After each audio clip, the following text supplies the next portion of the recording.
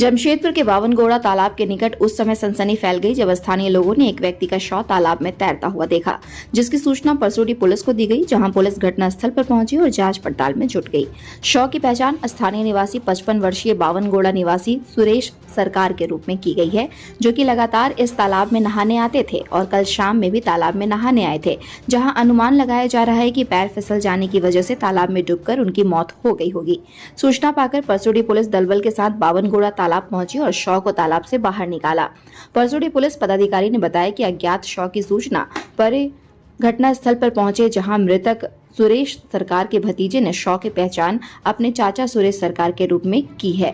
पूछताछ के क्रम में भतीजे ने बताया कि उनके चाचा की शादी नहीं हुई थी, अक्सर वे तालाब में नहाने आते थे। कल शाम में भी वे तालाब में नहाने आए थे।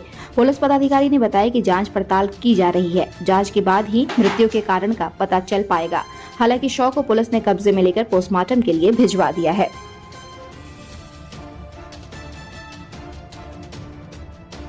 कि बावनगोड़ा तालाब में एक लाश है, तो उस सूचना को सत्यापन के लिए हम लोग यहाँ आए। तो लोकल के मदद से लाश को उठाया गया तो पता चला ये सुरेश सरकार की लाश है। उसके भतीजे ने पहचान की है। उनका कहना है कि ये इनका शादी नहीं हुआ था और ऐसे ही नहाने आते थे। तो इस पर जांच चल रही है। देखिए, उनके लिखित आवेदन पर अग्रिम कार्रवाई की जाएगी। क्या उम्र है? उम्र इसका 55 के आसपास बता रहे हैं इनके घर वाले। डूबने से मौत हुई है? हाँ, डूबने से ऐसा घर वाला का कहना है कि हमेशा नहाने आते थे इस तालाब में, तो अचानक शाम में कल आए होंगे, पैर फिसल गया होगा। लेकिन जांच का विषय है, देखिए क्या होता है जांच में।